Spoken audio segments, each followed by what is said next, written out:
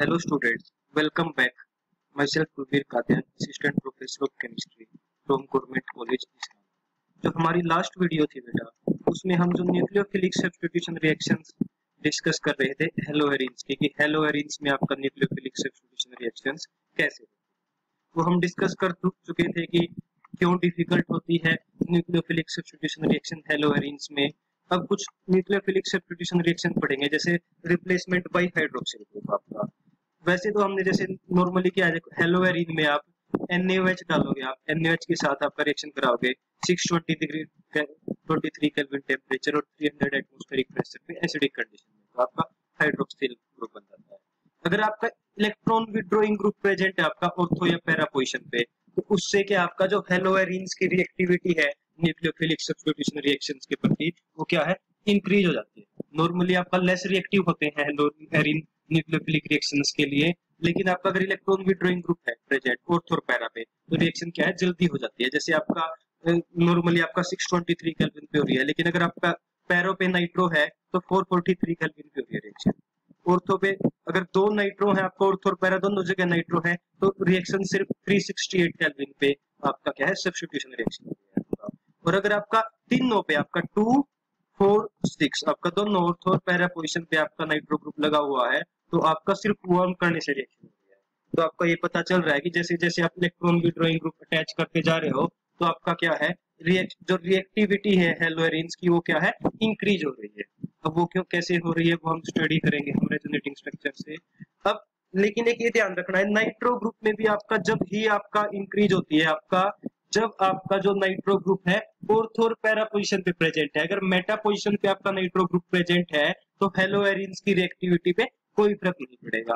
क्यों नहीं पड़ेगा, जैसे रेजोनेटिंग स्ट्रक्चर से आप देख सकते हो, जब OH नेगेटिव आपका यहाँ पे अटैक करेगा, तो OH नेगेटिव इस कार्बन पे अटैक करेगा आपका, जैसे कि ये दिखाया गया है आपका, OH नेगेटिव ने इस कार्बन पे अटैक किया तो इस कार्बन के इलेक्ट्रॉन इस कार्बन पे, और इस टाइप से आपके क्या है, रेजोनेटिंग स्ट्रक्चर्स दिखा रखे हैं कि किस टाइप से आपका जो नेगेटिव चार्ज है, देखो OH यहाँ पे अटैक करेगा तो इस कार्बन पे क्या आ रहा है आपका, नेगेटिव चार्ज।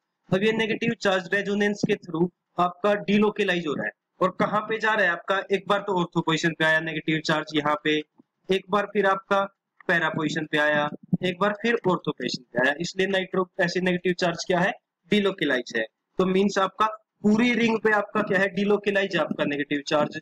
नेक्स्ट स्टेप में आपका क्या हो सकता है, आपका Cl नेगेटिव आपका बाहर चला जाए, आपका Cl नेगेटिव आपका बाहर चला जाए और आपके पास क्या है, प्रोडक्ट बन जाए आपका, ये आपका Cl आपका बाहर चला जाए। अब ये मेन है आपका रेजोनेटिंग स्ट्रक्चर। ऐसे ही जब आपका जब नाइट्रो पे अगर नाइट्रो ग्रुप ऑर्थो पोजीशन पे लगा हुआ है तो OH नेगेटिव ने अटैक किया, रेजोनेटिंग स्ट्रक्चर आपने देखो एक आप ये मान के चलो कि आपका OH नेगेटिव अटैक कर रहा है आपका कार्बन पे जिसपे क्लोरीन है, अब एक पॉइंट पे ये मान के चलो नाइट्रो ग्रुप अटैच नहीं है, और आपने डिफरेंट डिफरेंट रेजोनेटिंग स्ट्रक्चर्स बना दिए आपके, जो नेगेटिव चार्ज डीलोकेलाइज हो रहा है आपका। ऐसे ही एक बार जब नाइट्रो ग्रुप मेटा पोजीशन पे है तो सेम आपने ऐसे ही OH नेगेटिव आपका अटैक करेगा कार्बन पे, नेक्स्ट कार्बन पे आपका क्या आ गया, सेकंड कार्बन पे आपका आ गया नेगेटिव चार्ज, तो वो चार्ज आपका डीलोकेलाइज्ड है रेजोनेटिंग स्ट्रक्चर्स के थ्रू। और जो लास्ट स्टेप होगा वो होगा रिमूवल ऑफ हेलोजन, या हेलोजन का आपका बाहर चले जाना आपका। अब तक आपने सिर्फ ये ध्यान रखो, रेजोनेटिंग स्ट्रक्चर बनाओ पहले आप, रेजोनेटिंग स्ट्रक्चर नाइट्रो ग्रुप को भूल जाओ कि नाइट्रो ग्रुप प्रेजेंट है, क्योंकि नाइट्रो ग्रुप बना रहे हो तो उसका रेजोनेटिंग स्ट्रक्चर पे कोई इफेक्ट नहीं पड़ रहा। लेकिन स्टडी करेंगे अब जब नाइट्रो ग्रुप लगा हुआ, देखो अब स्टेबिलिटी पे जरूर फर्क पड़ेगा। जैसे आपके यहाँ पे भी 3 स्ट्रक्चर है जब पैरा पे है, यहाँ पे भी 3 स्ट्रक्चर है जब ऑर्थो पे है, यहाँ पे भी 3 स्ट्रक्चर है जब आपका मेटा पे है। लेकिन देखो वो पैरा पे था जब नाइट्रो ग्रुप, तो एक ऐसी पोजीशन आई जहां पे आपका नेगेटिव चार्ज पैरा पोजीशन पे है आपका, जहां पे क्लोरीन लगा हुआ उसके पैरा पोजीशन पे नेगेटिव चार्ज है और उसी कार्बन पे नाइट्रोजन अटैच है। अब कार्बन पे यहाँ पे नाइट्रोजन पे क्या है, पॉजिटिव चार्ज, इलेक्ट्रोनेगेटिव एटम है और पॉजिटिव चार्ज है, और आपका फोर्थ पोजीशन पे आपका नेगेटिव चार्ज है और फोर्थ पोजीशन पे आपका नाइट्रो ग्रुप लगा हुआ है। तो ये रेजोनेटिंग स्ट्रक्चर क्या है आपका, स्टेबलाइज है आपका, क्योंकि आपका इलेक्ट्रॉन विड्रॉइंग ग्रुप आपका पास में प्रेजेंट है वहां पे। ऐसे ही आपका ऑर्थो वाले में भी एक स्ट्रक्चर ऐसा आता है जिसमें जिस कार्बन पे आपका नाइट्रो ग्रुप लगा हुआ है उसी पे आपका नेगेटिव चार्ज है। ठीक है, आपका देखो नेगेटिव चार्ज किस किस पोजीशन पे आता है आपका, 2 पे, 4 पे और 6 पे। तो अगर आपका नाइट्रो ग्रुप इन 3 में से किसी पोजीशन पे है, सेकंड पे है, फोर्थ पे है या 6 पे है, तो क्या करेगा, उस पर्टिकुलर रेजोनेटिंग स्ट्रक्चर को वो क्या करेगा, स्टेबलाइज करेगा। स्टेबलाइज करेगा तो रिएक्टिविटी क्या है, बढ़ाएगा वो हेलोएरिन की। लेकिन अगर मेटा पोजीशन पे है, देखो मेटा पोजीशन पे है तो मींस आपका थर्ड पोजीशन पे, तो आपका नेगेटिव चार्ज तो थर्ड पोजीशन पे आता ही नहीं रेजोनेटिंग स्ट्रक्चर में, किस पे आता है, 2 पे, 4 पे, 6 पे। तो आपका ये नाइट्रो ग्रुप है, आपका रिएक्टिविटी पे हेलोएरिन्स पे कोई फर्क नहीं पड़ रहा अगर आपका नाइट्रो ग्रुप मेटा पोजीशन पे। ये था न्यूक्लियोफिलिक सब्स्टिट्यूशन रिएक्शन। अब बात करेंगे बेटा इलेक्ट्रोफिलिक सब्स्टिट्यूशन रिएक्शन की। आसानी से आपका इलेक्ट्रोफिलिक सब्स्टिट्यूशन रिएक्शन होती है आपका हेलोएरिन्स में, और कहां पे होती है, ऑर्थो और पैरा पोजीशन पे। ये आप 11th में भी 12th में भी पढ़ चुके हैं, ये स्ट्रक्चर हम बार बार रिपीट कर चुके हैं। ये आपके रेजोनेटिंग स्ट्रक्चर्स हैं हेलोएरिन्स के। जैसे आपका फर्स्ट स्ट्रक्चर में क्या होगा, हेलोएरिन अपना लोन पेयर डोनेट करेगी यहाँ पे, तो आपका ये वाला बॉन्ड आपका सेकंड वाले कार्बन की तरफ से हो जाएगा। इस टाइप से फिर आगे आपका नेगेटिव चार्ज डिलोकेलाइज दिखा रखा है। इससे आपको क्या पता चल रहा है, रेजोनेटिंग स्ट्रक्चर्स हैं ये आपके डिफरेंट डिफरेंट, इनसे आपको क्या पता चल रहा है, इनसे आपको ये पता चल रहा है कि जो इलेक्ट्रॉन डेंसिटी है, जो नेगेटिव चार्ज है, वो किन किन पोजीशन पे आ रहा है। एक बार तो आ रहा है ऑर्थो पे, एक बार तो किस पे आ रहा है, ऑर्थो पे, एक बार आ रहा है पैरा पे, और फिर आ रहा है ऑर्थो पे। तो मींस इलेक्ट्रॉन डेंसिटी कहाँ पे ज्यादा है, ऑर्थो और पैरा पे। इसीलिए आपका जो रिएजेंट है, आपका जो इलेक्ट्रोफाइल है सॉरी, वो कहाँ पे अटैक करेगा, या तो आपका ऑर्थो पे या फिर पैरा पे, क्योंकि नेगेटिव चार्ज वहीं पे प्रेजेंट है। ये भी यही बता रखा है, due to resonance electron density increases more at ortho and para position then at meta position. Further, the halogen atom, because of its minus I effect, has some tendency to withdraw electron from the benzene ring. As a result, the ring gets somewhat deactivated as compared to benzene, and hence electrophilic substitution reaction in haloarines occurs slowly and requires more drastic condition as compared to benzene. अब आपका क्या है, अब halogen का भी minus I effect होता है, तो ये भी इलेक्ट्रॉन विड्रॉ करता है बेंजीन से।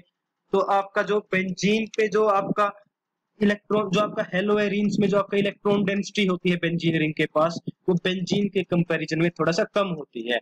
मींस ये आपका डीएक्टिवेट कर रहा है, आपका रिंग को आपका क्या कर रहा है, डीएक्टिवेट, क्योंकि आपका माइनस आई इफेक्ट है। हेलोजन का क्या है, माइनस आई इफेक्ट।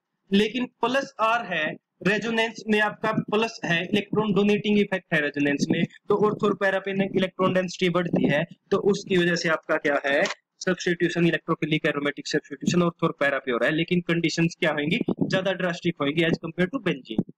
अब कुछ सब्स्टिट्यूशन रिएक्शन दिखा रखी है। जो मैकेनिज्म है आपका इलेक्ट्रोफिलिक एरोमेटिक सब्स्टिट्यूशन का बेंजीन के केस में, वो हम एरीन एंड एरोमेटिसिटी चैप्टर में डिटेल में डिस्कस कर चुके हैं। उसकी वीडियोज आप रेफर कर सकते हैं आप ये देखने के लिए कि आपका कैसे हो रहा है मैकेनिज्म।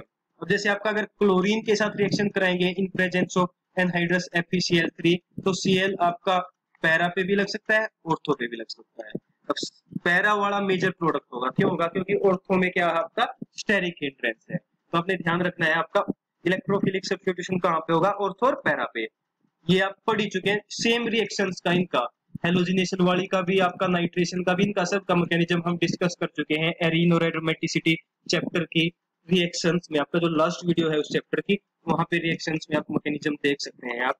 नाइट्रेशन में ऐसे ही आपका HNO3 और H2SO4 की रिएक्शन कराते हैं आप, तो NO2 पॉजिटिव जो आपका इलेक्ट्रोफाइल है, NO2 पॉजिटिव वो जनरेट होता है जब आप HNO3 और H2SO4 की रिएक्शन कराते हैं। जो NO2 पॉजिटिव है, ये किस पे अटैक करेगा, ये तो ऑर्थो पोजीशन पे अटैक करेगा, या फिर आपका किस पे अटैक करेगा, पैरा पोजीशन पे। तो आपका ऑर्थो 1 क्लोरो 2 नाइट्रोबेंजीन, या फिर आपका 1 क्लोरो 4 नाइट्रोबेंजीन, आपका ऑर्थो और पैरा तो आपके प्रोडक्ट बन जाएंगे। सेम सल्फोनेशन कंसंट्रेटेड H2SO4 के साथ कराते हैं, तो आपका SO3H पॉजिटिव, ये आपका क्या है, इलेक्ट्रोफाइल। तो आपका एक बार ऑर्थो पे और पैरा पे, तो आपके दो प्रोडक्ट बनेंगे, ऑर्थो सब्स्टिट्यूटेड और आपका पैरा सब्स्टिट्यूटेड सल्फोनिक।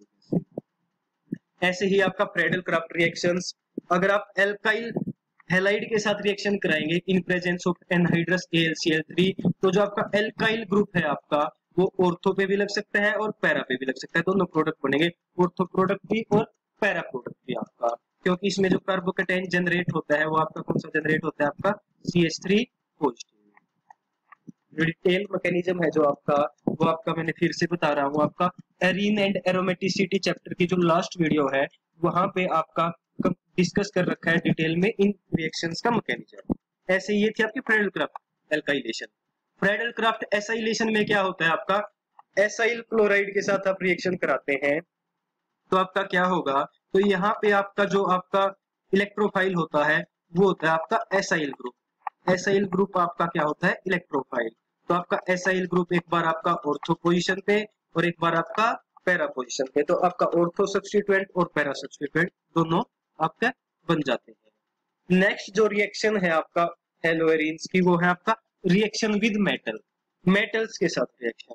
जैसे एक फर्स्ट रिएक्शन है वुड्स रिएक्शन, आप पढ़ चुके थे, एल्काइल हैलाइड्स के केस में पढ़ चुके थे। वुड्स रिएक्शन क्या होता है आपका, उसमें एल्केन बनता है आपका डबल कार्बन का, जितने कार्बन का आपने एल्काइल हैलाइड ले रखा है उससे। अब वुड्स फिटिंग में क्या है आपका, वुड्स फिटिंग रिएक्शन वो रिएक्शन होती है आपका जिसमें एक तो आपका एल्काइल हैलाइड है और एक आपका क्या है, एराइल हैलाइड। अगर आपका एल्काइल हैलाइड है सिर्फ तो वुड्स रिएक्शन, और अगर आपका एक एल्काइल हैलाइड है और एक एराइल हैलाइड है तो आपका क्या होता है, वुड्स फिटिंग रिएक्शन। तो मिक्सर लेते हैं सोडियम की प्रेजेंस में ड्राई ईथर कंडीशन आपका, तो क्या होगा, Na के साथ एल्काइल हैलाइड वाला हैलोजन भी और आपका बेंजीन वाला हैलोजन भी, आपका क्या आ जाएगा, बेंजीन पे R ग्रुप। ठीक है, इस रिएक्शन को बोलते हैं वुड्स फिटिंग रिएक्शन। क्यों बोलते हैं वुड्स फिटिंग रिएक्शन, वो आपको नेक्स्ट रिएक्शन से पता चल जाएगा जो क्या है फिटिंग रिएक्शन। अब वुड्स रिएक्शन में तो आप क्या कर रहे थे, एल्काइल हैलाइड ले रहे थे। फिटिंग रिएक्शन क्या होती है आपकी, फिटिंग रिएक्शन क्या होती है, आप फिटिंग रिएक्शन में आपका क्या है, एराइल हैलाइड लेते हैं आप। तो एराइल हैलाइड के 2 मॉलिक्यूल लेंगे, तो इसमें आप रिएक्शन कराते हैं सोडियम के साथ ईथर की प्रेजेंस में, तो आपका क्या है, 2 मॉलिक्यूल्स के साथ सोडियम के 2 मॉलिक्यूल्स के साथ दोनों हैलोजन बाहर, और आपका क्या है, बाइफिनाइल बन जाता है। तो आपका बाइफिनाइल बन जाता है, दोनों रिंग क्या है, एराइल ग्रुप क्या है, ज्वाइन कर जाते हैं। इस रिएक्शन को बोलते हैं फिटिंग रिएक्शन। अब वुड्स में तो आपका एल्काइल हैलाइड होते हैं, फिटिंग में आपका एराइल हैलाइड होते हैं। तो वुड्स फिटिंग किसको बोल लेंगे, जिसमें एक एल्काइल हैलाइड है और एक आपका एराइल हैलाइड है, तो आपका उसको बोल लेंगे आपका वुड्स फिटिंग रिएक्शन। इसी के साथ आपका ये क्या है, ये चैप्टर आपका कंप्लीट हो गया। केमिकल रिएक्शंस है जो एराइल और एल्काइल हैलाइड्स की, वो कंप्लीट हो चुकी हैं। जो नेक्स्ट चैप्टर है वो हम नेक्स्ट वीडियो में डिस्कस करेंगे।